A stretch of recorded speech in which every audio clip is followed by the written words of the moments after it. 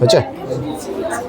দেখো তোমরা যে ওএমআর শিটগুলো ফিল আপ করেছো, তো আজকে আমাদের সেন্টারে একটা পলিটিক্যাল সায়েন্স এক্সাম হলো ক্লাস 12-এর স্টুডেন্টদের। সেখানে ওএমআর শিটে তাদের যেটা এমসিকিউ পরীক্ষাগুলো দিতে হয় থার্ড সেমিস্টারের, তো সেখানে গোল গোলগুলো করলে পরে যেমন সার্কেলগুলো তোমরা রাউন্ডগুলো করো, এখানে কিছু রং মেথড দেওয়া আছে, এখানে কারেক্ট মেথড দেওয়া আছে, কিন্তু অনেক স্টুডেন্ট প্রপার ওয়েতে জানেই না যে কী করে কারেক্টভাবে গোলগুলোকে করতে হয়।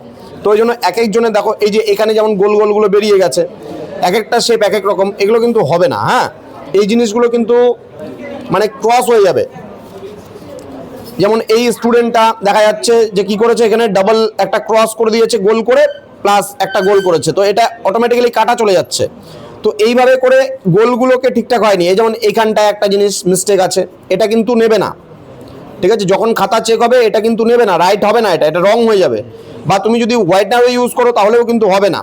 তো এটা করার কারেক্ট প্রসেসটা কি আমি বলে দেবো। আগে কিছু স্টুডেন্টের ওএমআর শিটগুলো দেখে নিই, যেমন এখানে জায়গায় জায়গায় হোয়াইট আছে, হোয়াইট যেন না থাকে, পুরো প্রপার ওয়েতে ডার্ক সার্কেল করতেই হবে এটাকে। হ্যাঁ, এটা একটু ঠিক হয়েছে যদিও বা এটা অনেকটাই ডার্ক হয়েছে, এটা যেমন নেবে না, ঠিক আছে?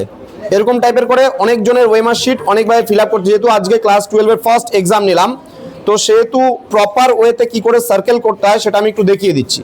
যেমন এখানে একটা গ্যাপ আছে দেখো, এবার এই 28 নাম্বার কোশ্চেনটা আমি একটু দেখিয়ে দিচ্ছি। যেমন মনে করো এখানটায় তো একটা সার্কেল তোমাকে করে নিতে হবে আগে। একটা সার্কেল তোমাকে করে নিতে হবে ঠিক করে, বাইরের দিক থেকে সার্কেলটা করে তারপরে যদি তুমি মাঝের অংশটা গোল করে দাও, তাহলে দেখবা তোমার গোলটা বা সার্কেলটা প্রপার ওয়েতে হবে। একদম কারেক্ট হলো। এবার মনে করো পরেরটা, সাপোজ মনে করো বি নাম্বার আনসার, তাহলে এটা আমরা যদি একবার করে আগে সার্কেলটা করে দেই, এই যে সার্কেলটা করে দিলাম, করে দেওয়ার পর মানে কি এটা একটা ব্যারিকেড দেওয়া হয়ে গেল। এবার মাঝের অংশটা যদি আমি এটা প্রপার ওয়েতে যদি ডার্ক করে দেই, তাহলে কিন্তু আমার ওএমআর শিটটা ফিল আপ করা কিন্তু কখনো ভুল হবে না।